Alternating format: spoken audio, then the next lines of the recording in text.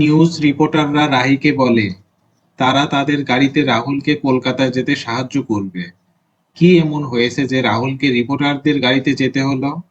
আমরা দেখতে পাই রাহি রাহুলকে কলকাতায় নিয়ে যাওয়ার জন্য অ্যাম্বুলেন্সের খোঁজ করে। ডক্টর রাহিকে বুঝায় সে যেটা করছে এটা ঠিক না।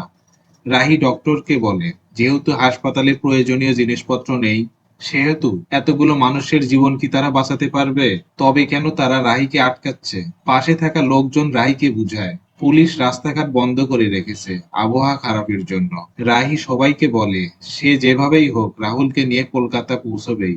রাহি হাসপাতালের বাইরে থাকা লোকজনদের একটা অ্যাম্বুলেন্সের ব্যবস্থা করে দিতে বলে, কিন্তু সেখানকার প্রত্যেককে না করে দেয়। তখন রাহি কিছু নিউজ চ্যানেলের রিপোর্টারদের হাসপাতালের দিকে আসতে দেখে। রাহি দৌড়ে গিয়ে তাদেরকে বলে তারা কিভাবে এখানে আসতে পারলো।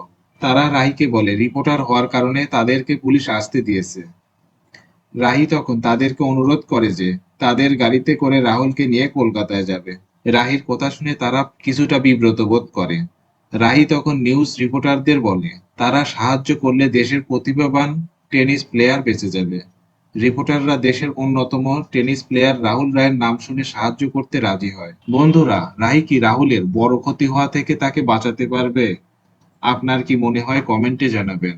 স্টার জালসা জি বাংলা সিরিয়ালের আপডেট জানতে সাবস্ক্রাইব ফলো করে আমাদের সঙ্গে থাকবেন।